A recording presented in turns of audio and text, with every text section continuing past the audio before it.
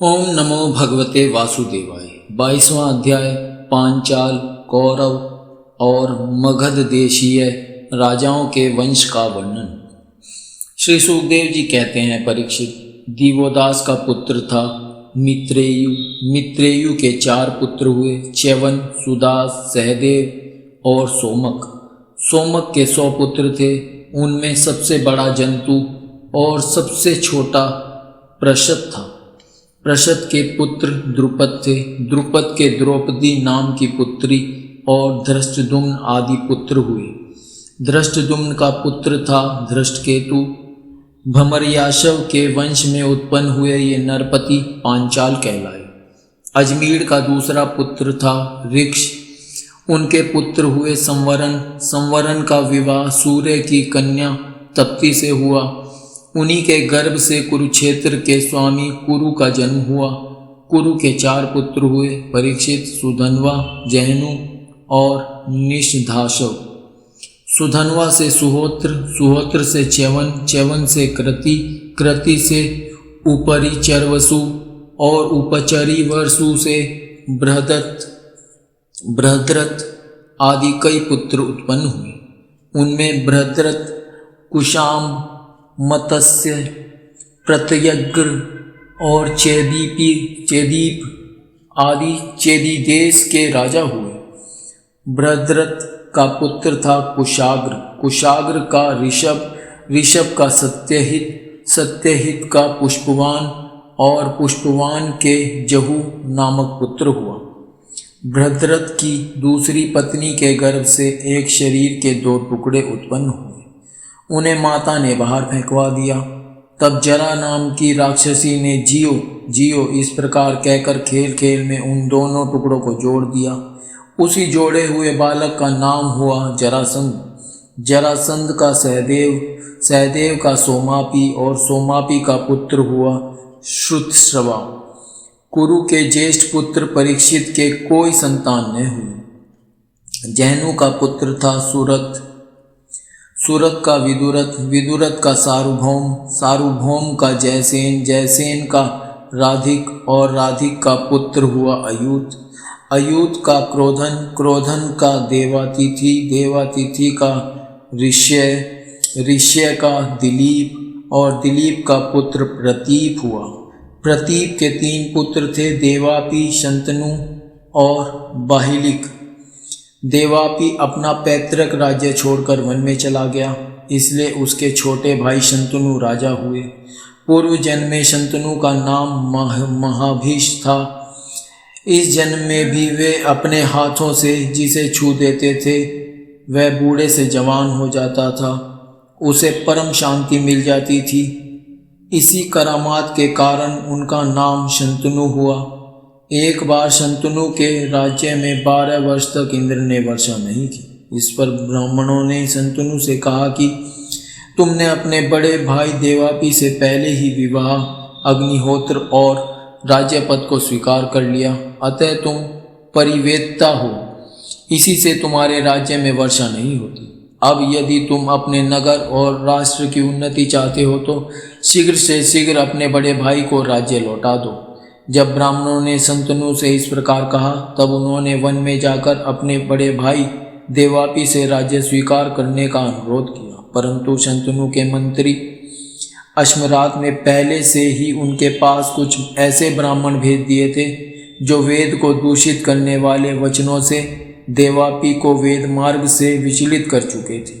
इसका फल यह हुआ कि देवापी वेदों के अनुसार गृहस्थाश्रम स्वीकार करने की जगह उनकी निंदा करने लगे, इसलिए वे राज्य के अधिकार से वंचित हो गए और तब शंतनु के राज्य में वर्षा हुई।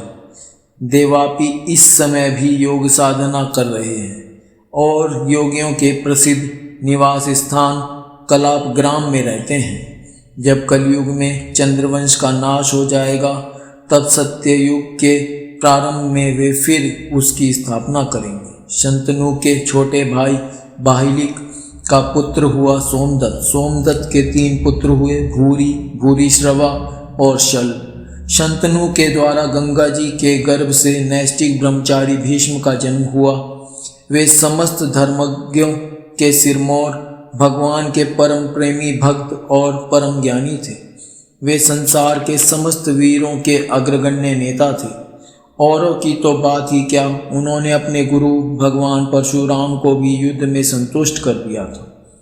शंतनु के द्वारा दाशराज की कन्या के गर्भ से 2 पुत्र हुए, चित्रांगद और विचित्रवीर्य। चित्रांगद को चित्रांगद नामक गंधर्व ने मार डाला।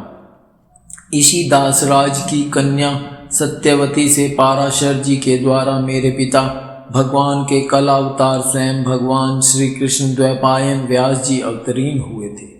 उन्होंने वेदों की रक्षा की। परीक्षित, मैंने उन्हीं से इस श्रीमद् भागवत पुराण का अध्ययन किया था। यह पुराण परम गोपनीय, अत्यंत रहस्यमय है। इसी से मेरे पिता भगवान व्यास जी ने अपने पैल आदि शिष्यों को इसका अध्ययन नहीं कराया। मुझे ही इसके योग्य अधिकारी समझा। एक तो मैं उनका पुत्र था और दूसरे शांति आदि गुण भी मुझ में विशेष रूप से थे।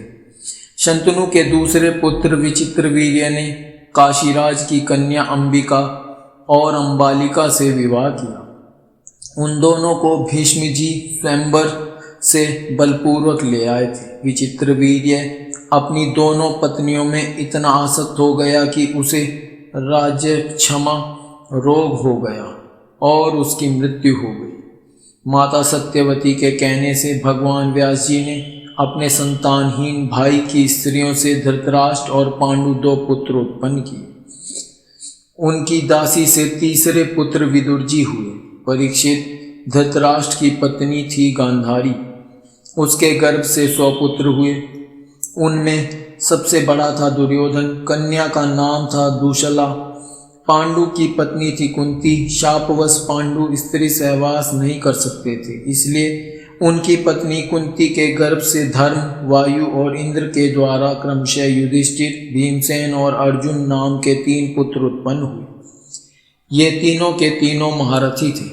पांडु की दूसरी पत्नी का नाम था माद्री। दोनों अश्विनी कुमारों के द्वारा उसके गर्भ से नकुल और सहदेव का जन्म हुआ। परीक्षित, इन 5 पांडवों के द्वारा द्रौपदी के गर्भ से तुम्हारे 5 चाचा उत्पन्न हुए।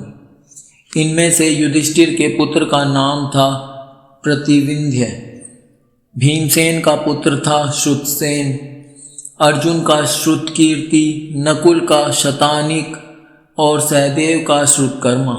इनके सिवा युधिष्ठिर के पौरवी नाम की पत्नी से देवक और भीमसेन के हिडिंबा से घटोत्कच और काली से सर्वगत नाम के पुत्र हुए। सहदेव के पर्वत कुमारी विजया से सुहोत्र और नकुल के करेणुमति से नरमित्र हुआ। अर्जुन द्वारा नागकन्या उलूपी के गर्भ से ईरावान और मणिपुर नरेश की कन्या से वभ्रुवाहन का जन्म हुआ। वभ्रुवाहन अपने नाना का ही पुत्र माना गया, क्योंकि पहले ही यह बात तय हो चुकी थी। अर्जुन की सुभद्रा नाम की पत्नी से तुम्हारे पिता अभिमन्यु का जन्म हुआ। वीर अभिमन्यु ने सभी अतिरथियों को जीत लिया था। अभिमन्यु के द्वारा उत्तरा के गर्भ से तुम्हारा जन्म हुआ। परीक्षित, उस समय कुरुवंश का नाश हो चुका था। अश्वत्थामा के ब्रह्मास्त्र से तुम भी जल ही चुके थे, परंतु भगवान श्री कृष्ण ने अपने प्रभाव से तुम्हें उस मृत्यु से जीता जागता बचा लिया। परीक्षित, तुम्हारे पुत्र तो सामने ही बैठे हुए हैं। इनके नाम हैं जन्मेजय, श्रुतसेन, भीमसेन और उग्रसेन। ये सब के सब बड़े पराक्रमी हैं। जब तक्षक के काटने से तुम्हारी मृत्यु हो जाएगी, तब इस बात को जानकर जन्मेजय बहुत क्रोधित होगा और यह सर्प यज्ञ की आग में सर्पों का हवन करेगा। यह कावशे तुर्क को पुरोहित बनाकर अश्वमेघ यज्ञ करेगा और सब ओर से सारी पृथ्वी पर विजय प्राप्त करके यज्ञों के द्वारा भगवान की आराधना करेगा। जन्मेजय का पुत्र होगा शतानिक। वह याज्ञवल्क्य ऋषि से तीनों वेद और कर्मकांड की तथा कृपाचार्य से अस्त्र विद्या की शिक्षा प्राप्त करेगा एवं शौनक जी से आत्मज्ञान का संपादन करके परमात्मा को प्राप्त होगा।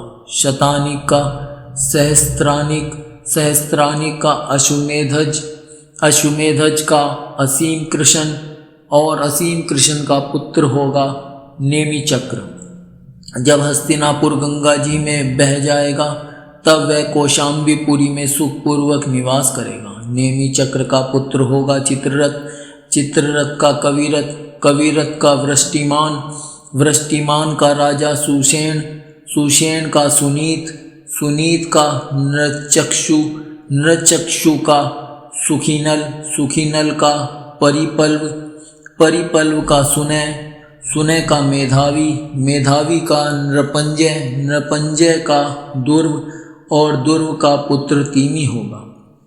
तीमी से बृहद्रथ, बृहद्रथ से सुदास, सुदास से शतानिक, शतानिक से दुर्दमन, दुर्दमन से वहीनर, वहीनर से दंडपानी, दंडपानी से नीमी और नीमी से राजा क्षेमक का जन्म होगा। इस प्रकार मैंने तुम्हें ब्राह्मण और क्षत्रिय दोनों के उत्पत्ति स्थान सोमवंश का वर्णन सुनाया।